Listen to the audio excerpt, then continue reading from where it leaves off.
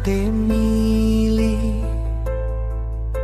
Apa anane sing penting wekeng isi, nanging saiki bareng wes adoh omah. Rasane kangen masakan sing biyen. Beling simbok yen nuju masak awan,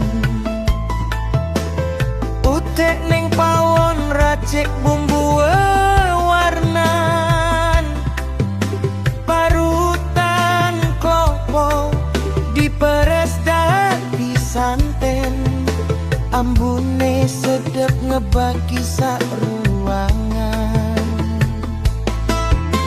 Sayur lodeh terong lan gori, campur godhong satempe semangit wangi, kuah santene kentel gurih numani, janji mangan siji mesti nambah bali. Loden desa lawe iwak asin, sambel terasi pedese gawe kangen. Senajan sederhana nanging resep ati, kalah masakan liyane lodeh nomor siji.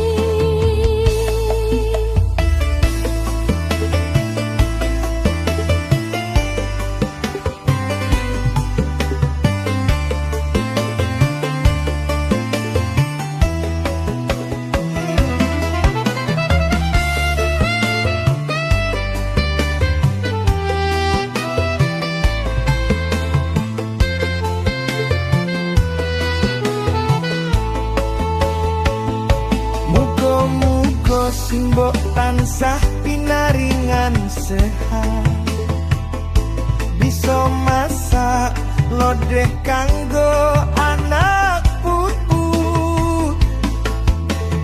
dadi tombo kangen tombo rindu. Sayur lodeh nyambung tresno lan restu. Sayur lodeh terong lan gori, campur godhong satempe semangit wangi, kuah santene kentel gurih numani, janji mangan siji mesti nambah bali.